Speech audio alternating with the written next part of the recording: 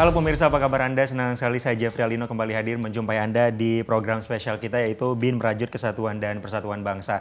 Pemirsa, seperti biasa hari ini kita akan bicara soal isu yang sangat hangat diangkat di masyarakat dan nanti kita akan ngobrol-ngobrol dengan narasumber kita soal isu yang satu ini yaitu soal bagaimana memaknai 75 tahun kemerdekaan Indonesia dan juga bagaimana caranya kita sebagai generasi penerus bangsa untuk menyambut kemerdekaan Indonesia yang ke-75 tahun pemirsa. Dan juga nanti ada juga beberapa isu-isu penting yang saat ini yang akan kita bicarakan dengan narasumber kita pada sore hari ini. Dan sudah hadir bersama kami di studio kami yaitu Dr. Muhammad Kapitra Ampera SH.MH selaku ahli hukum Indonesia. Bang Ampera, apa kabar? Alhamdulillah baik. Baik ya. Nanti juga ada dari Deputi 7 Badan Intelijen Negara, Dr. Wawan Haryanto, Pak Purwanto yang nanti akan hadir bersama kami, yang nanti juga akan ngobrol-ngobrol dan juga membahas soal isu yang penting. Saya ke Bang Kapitra dulu. Ini kan kalau kita lihat sebentar lagi ini adalah bulan Agustus, di mana bulan kemerdekaan Indonesia. 17 Agustus hari kemerdekaan Indonesia, Bang. Jadi seperti apa nih kalau kita lihat, kalau ini kan ada beberapa waktu yang lalu ada isu ataupun RUU HIP yang muncul di Indonesia. Kalau kita lihat dari pertama sekali muncul, ini haluan ideologi Pancasila ini sampai sekarang dinamika perkembangannya seperti apa, Bang? Kita bicara kemerdekaan. Produk undang-undang itu hanya bagian kecil dari mengisi kemerdekaan. Yang perlu kita ketahui hari ini, kemerdekaan suatu bangsa itu tidak terlalu rumit untuk dimaknai karena yang diperlukan kemerdekaan hari ini ada kedaulatan daerah atau wilayah. Dan ada kedaulatan masyarakat dalam satu sistem ketatanegaraan. Dan ada kedaulatan pemerintahan. Yang lain, kita pasti saling sinergisitas dengan bangsa lain. Artinya kita sekarang telah memiliki negara kesatuan Republik Indonesia sebagai suatu yang tidak boleh berubah. Dan itu suatu anugerah yang besar untuk kita maknai. Bahwa ada ribuan pulau dalam Republik ini menjadi aset kita. Dan ribuan kebudayaan dan bahasa itu juga bagian dari aset Republik hari ini. Lalu kedaulatan rakyat, bahwa negara kita mengenai sistem demokrasi, bahwa rakyatlah berdaulat tuh. Rakyat sebagai user juga owner tuh dalam ketatanegaraan, dan pemerintah bekerja untuk rakyat, rakyat tidak bekerja untuk pemerintah. Itu kedaulatan rakyat.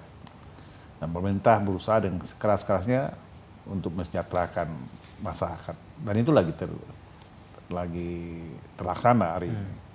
Lagi berproses untuk itu. Lalu kedaulatan pemerintah. Pemerintah kita dipilih oleh rakyat. Dan dia berdiri di atas amanah rakyat. Dia tidak dipilih oleh asing. Dia tidak dipilih oleh veto, oleh referendum atau oleh resolusi PBB itu. Tapi dia betul-betul dipilih oleh rakyatnya sendiri. Tapi Bang, apakah rakyat sudah berdaulat? Ya, kedaulatan yang saya maksud adalah secara sistem politik rakyat sangat berdaulat karena dia yang menentukan siapa harus menjadi kepala daerah, kepala negara dan sebagainya itu. Itu kedaulatan. Dan implementasinya sudah seperti dan itu juga sistem berarti? kita adalah kita memilih sistem pemerintah kita secara demokrasi. Jadi kedaulatan tertinggi ada pada rakyat. Jadi kalau dalam literatur politik dan hukum, rakyat kita sudah sangat berdaulat.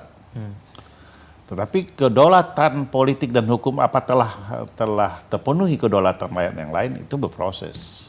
Ada prosesnya. Makanya pemerintah bekerja untuk rakyat, untuk mensejahterakan rakyat.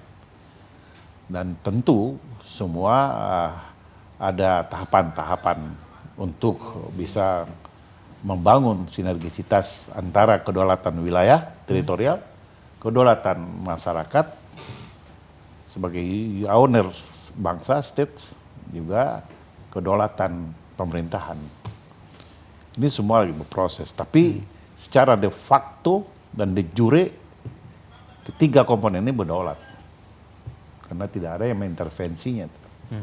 Tidak ada negara asing yang masuk untuk mengintervensi bagaimana rakyat harus milih si A dan si B. Tidak ada yang memaksanya. Baik, nanti kita akan sambung lagi obrolan kita Pak. Kita akan jeda dulu pemirsa, tetaplah bersama kami.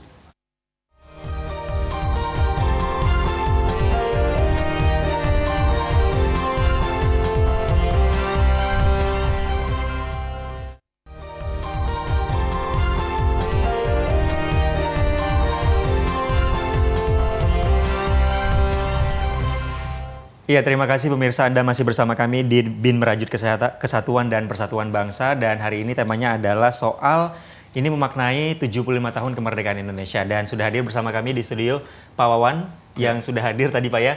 Pak, kita langsung saja nih Pak. Tema kita hari ini adalah soal bagaimana memaknai 75 tahun kemerdekaan Indonesia.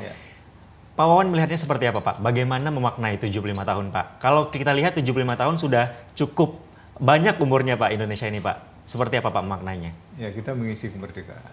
Mengisi kemerdekaan ini juga beban yang tidak ringan karena apa? Tantangan itu makin berat dan teknologi makin tinggi, serta juga kemampuan SDM kita dipertaruhkan untuk bisa meraih posisi-posisi strategis, serta penelitian pengembangan. Karena kita kalau tidak, kita hanya menjadi follower. Kita ingin menjadi leader di dunia ini. Oleh karenanya kita tidak bisa main-main atau setengah hati. Juga terkait dengan ideologi Pancasila, itu menjadi salah satu motivasi bagaimana supaya bisa dilestarikan di bumi Indonesia. Dan ini semua tantangan di kemerdekaan. Apalagi banyak juga pemikiran-pemikiran yang justru terkadang karena motivasi kepentingan, pribadi, kelompok, akhirnya mendowngrade semuanya itu. Oleh karenanya berbagai aksi-aksi yang muncul ini juga kita tidak ingin itu mendowngrade itu semua.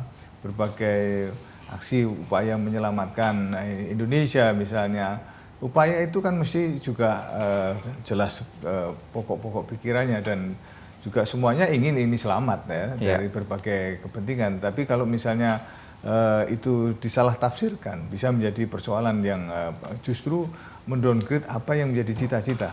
Oleh karenanya di era kemerdekaan kita yang ke-75 tahun ini menjadi tantangan sendiri, bagaimana kita bisa mensejajarkan diri dengan negara-negara maju, karena Donald Trump sendiri mengatakan bahwa Indonesia ini memasuki era di mana negara Indonesia ini masuk dalam kategori negara maju. Ini merupakan tantangan karena secara prinsip maju untuk dalam hal-hal tertentu kita masih perlu penguasaan. Ruang angkasa misalnya, kan kita belum ini mengarah. Kita dorong bagaimana ruang angkasa bisa kita kuasai melalui satelit, citra satelit, ataupun pesawat ulang-alik. Kita sendiri punya pabrik Nurtanio, Dirgantara Indonesia, tapi kemampuan ke sana masih terus. Kisah satelit sementara ini kan masih beli.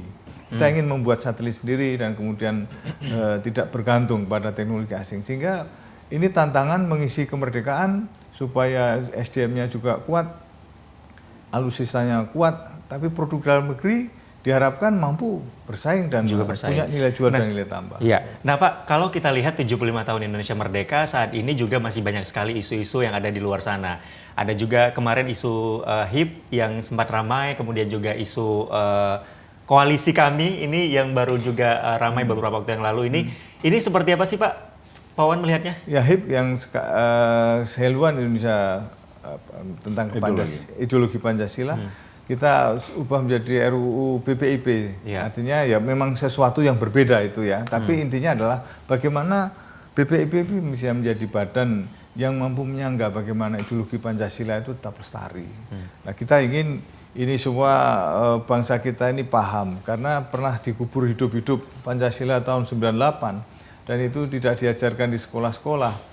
Maka akhirnya yang terjadi justru ideologi kekerasan, ideologi lain yang tetap masuk karena tidak diajarkan tadi. Oleh karenanya ini menjadi pemikiran kita. Untuk masalah koalisi-koalisi yang sifatnya ingin menyelamatkan, kita sebetulnya tugas Badan Intelijen Negara juga melindungi segenap bangsa dan seluruh tumpah darah, dan juga menjaga keselamatan. Jadi ini sudah menjadi kewajiban yang melekat. Tanpa ada suatu koalisi-koalisi pun juga sebetulnya kita menjadi wajib untuk melaksanakannya. Ya, ini juga menjadi salah satu, ada juga yang berspekulasi bahwa organisasi koalisi kami menjadi satu wadah ataupun satu tempat untuk memiliki kepentingan tersendiri. Bang Kapiter melihatnya seperti apa? Ya, saya melihat ini degalan politik ya. Kalau ingin menyelamatkan Indonesia, apa yang mau diselamatkan tuh? Karena memang isunya salah satu tujuannya adalah menyelamatkan Indonesia, Iya. Bang. Menyelamatkan apa? Jangan-jangan orang-orang ini harus diselamatkan karena rontoknya popularitas atau tidak ada tempat di masyarakat. Sehingga dia mencari momen untuk bisa diterima. Saya pikir negara ini sudah punya perangkat untuk menyelamatkan kehidupan berbangsa. Ya. Dan tujuan pemerintah itu tertuang dalam Undang-Undang Dasar, pembukaan Undang-Undang Dasar, mensejahterakan. Kalau sudah sejahtera itu menyelamatkan. Jadi tidak boleh ada institusi swadaya masyarakat menyelamatkan dalam arti teritorial. Mana dia punya kekuatan untuk itu. Kalau ada invasi bangsa asing, dia paling teriak di media sosial tuh. Iya. Jadi yang harus diselamatkan tuh mereka yang punya inisiator tuh, ya. Bangsa ini harus diidentifikasi. Kondisi apa sih yang membuat dia rentan, dia berada dalam konmutasi kritis gitu. Kan bangsa ini masih tetap berjalan normal tuh. Kecuali kehidupan kita masuk pada new normal ya harus pakai masker karena ada epidemik tuh. Jadi saya melihat ini adalah political interesting. Ada kecenderungan politik di dalamnya, cuman mengatasnamakan bangsa, mencatutnya itu untuk kepentingan kelompok kecil tuh. Nah, ini yang kita keberatan sebenarnya. Tapi kalau ingin bersinergi, berpartisipasi dalam penyelenggaraan negara itu diatur Undang-Undang 28 terus 99. Ya. Katakanlah mengawasi pelaksanaan yaitu anggaran COVID atau mengawasi supaya tidak tumbuhnya ideologi radikal gitu ya. Itu bagus tuh. Artinya semua orang mempunyai sense of belonging tuh. Rasa milik bangsa ini agar tidak dirusak oleh tatanan-tatanan baru. Yang tadinya sudah tatanan yang ada sudah begitu mapan lalu diporak-porandakan tuh. Nah, kalau itu kita setuju tuh. Tapi kalau ada kepentingan politik justru menggerus kepercayaan masyarakat atas pemerintah, itu propaganda namanya. Itu memprovok masyarakat. Kalau ada sesuatu yang real dari kekurangan pemerintah, ada saluran-salurannya tuh. Baik secara saluran politik ke DPR, baik saluran hukum ke Mahkamah Konstitusi atau peradilan dan sebagainya. Jadi bagi saya tidak ada yang harus diselamatkan karena semua berproses untuk lebih baik. Kalau pemerintah ini dianggap ada kurangnya, semua dekade pemerintah Indonesia ini ada kurangnya. Tapi ini kan pemerintah yang masih berjalan, bukan bahkan akan berakhir. Masih ada 4 tahun lagi untuk memperbaiki yang kurang. Jadi kita ini harus membangun kebersamaan yang konstruktif. Ini jangan membangun sesuatu yang destruktif. Jadi saya melihat keberadaan koalisi menyelamatkan Indonesia ini tidak lebih dari koalisi untuk kepentingan politik. Berarti tidak perlu ada yang diselamatkan ya? Ya apa yang mau diselamatkan? Ya, dari Pak Wawan tidak ada yang perlu diselamatkan. Nanti kita akan jawab, pemirsa, tetaplah bersama kami.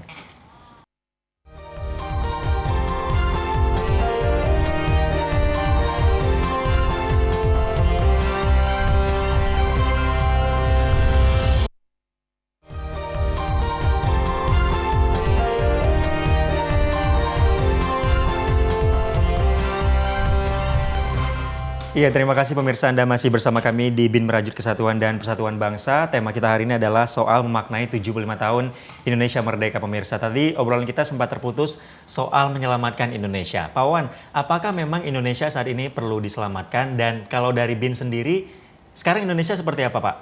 Kondisinya, apakah memang sudah aman? Ya, kita kan terus bergerak. Artinya fluktuasi keadaan pasti akan terjadi, plus minus juga akan terjadi, pasang surut akan terjadi.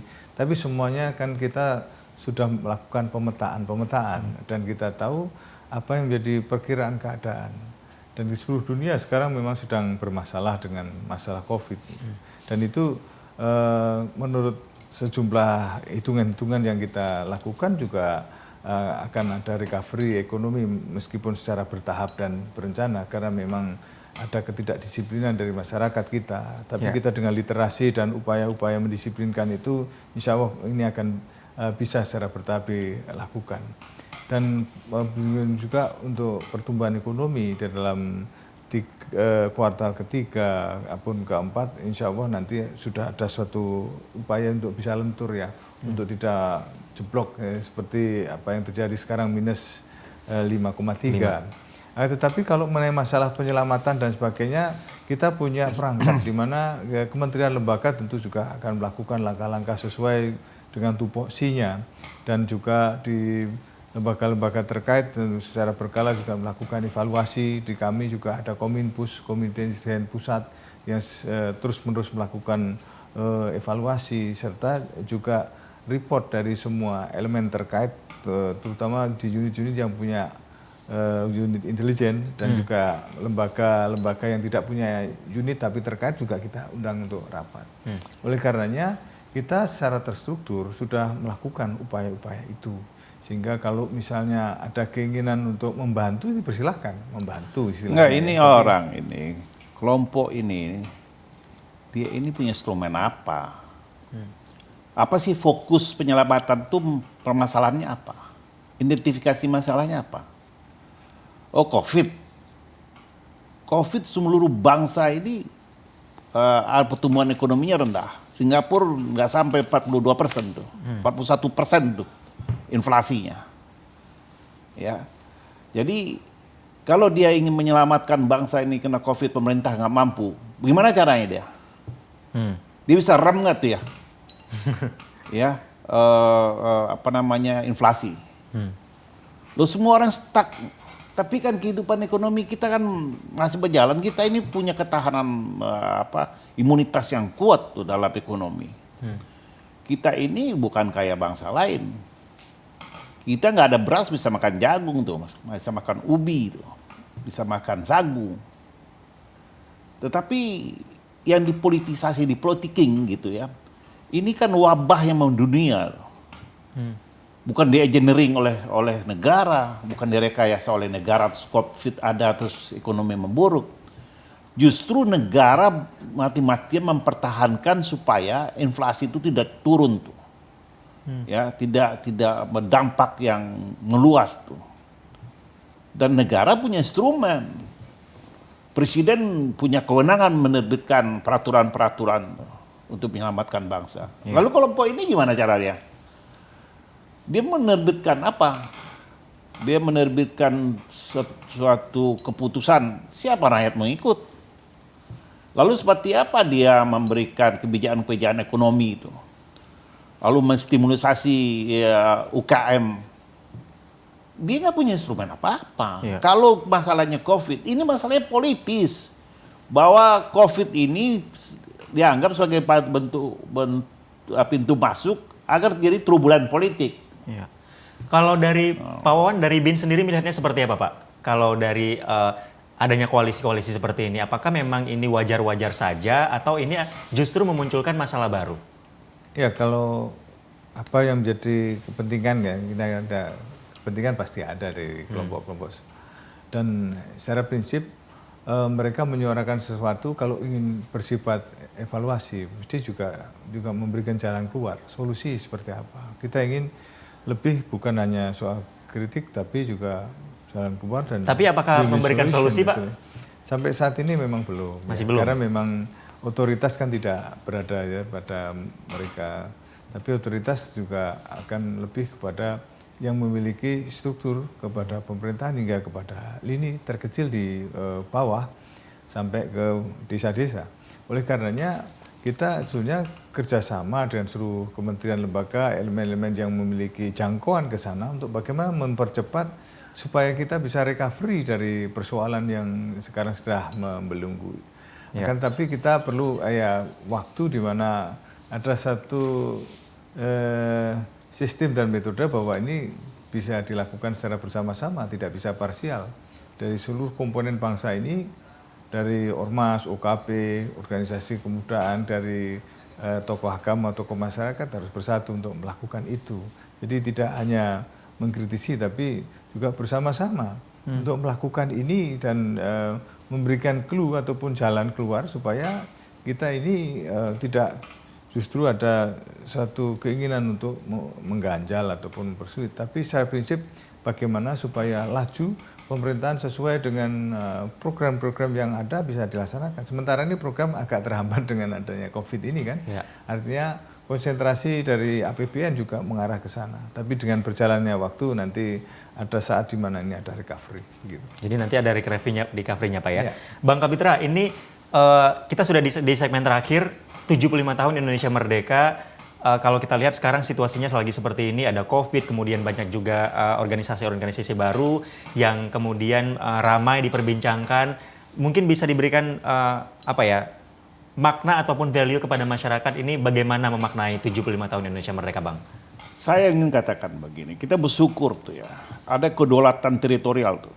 Satu jengkal tanah pun di Republik ini tidak direbut oleh asing tuh. Ya. Tidak ada invasi gitu negara kita tuh. Ada kedaulatan rakyat. Rakyat bebas bikin apa aja tuh. Ya. Sekarang saking bebasnya caci maki kemana-mana yang bisa. Menyebarkan hoax tuh. Ya. Sangat bebas. Ada kedaulatan. Lalu kedaulatan politik, rakyat yang menentukan siapa pemimpin yang dia mau tuh. Di tangan dia lah takdir pemimpin itu ada tuh. Ya. Ya baik dari kepala daerah, gubernur, presiden, anggota DPR, DPRD, itu ada di tangan rakyat. Itu tandanya rakyat berdaulat. Nah pemerintah kita bukan di drop dari Amerika atau dari Cina atau dari mana, dipilih oleh rakyat tuh, ada kedaulatan pemerintah tuh. Dan pemerintah kita membangun bangsa ini berdasarkan konstitusi yang kita bikin sendiri. Baik. Dan ini harus kita syukuri bahwa 3 komponen dasar dari sebuah kemerdekaan kita miliki secara bebas tuh, secara independen tanpa diintervensi oleh siapapun. Independen tanpa diintervensi oleh siapapun. Pak Wawan, ini 75 tahun Indonesia Merdeka, Pak. Seperti apa Pak melihatnya? Closing statement Pak, sedikit saya saja. yakin kita akan mampu bersaing di dalam sejarah ini. Kita juga punya pusat-pusat riset dan universitas-universitas yang kian hari rankingnya juga bisa berbicara di tingkat internasional. Kemudian prestasi pelajar dan mahasiswa kita juga banyak yang meraih posisi strategis di olimpiade-olimpiade ilmu pengetahuan. Ini sebagai modal awal yang terus bisa dikembangkan sehingga kita menjadi bangsa yang disegani oleh kawan maupun lawan. Oleh karena itu para generasi muda khususnya saya dorong untuk bisa menjadi orang yang punya kaliber tinggi dan itu harus dimulai dari sekarang juga. Baik. Iya.